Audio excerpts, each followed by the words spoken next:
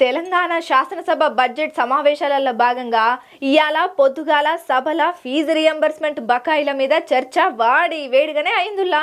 Fee reimbursement మీద హాలులో ఉన్న సభ్యులు అడిగిన ప్రశ్నలకు మంత్రి సీతక్క కూడా గట్టిగానే ఆన్సర్ ఇచ్చింది. మా కాంగ్రెస్ సర్కారు ఇప్పటి వరకు 8,029 కోట్లకు పైగా నిధులను విడుదల చేసిందని చెప్పుకుంటూ వచ్చింది మంత్రి సీతక్క.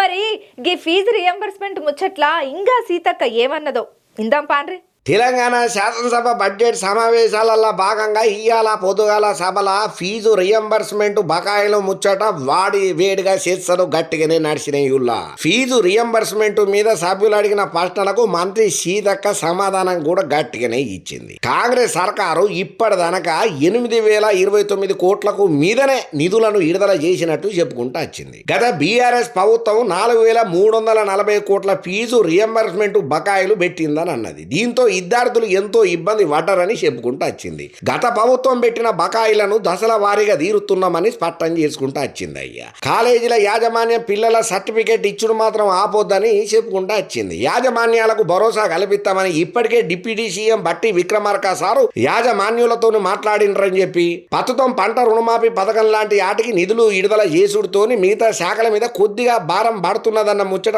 వాస్తవం అని దాదాపు 1,200 కోట్లకు మీదనే టోకెన్స్ కూడా రైజ్ చేసినట్టుగా చెప్పుకుంటూ వచ్చింది అయ్యా మంత్రి సీతక్క.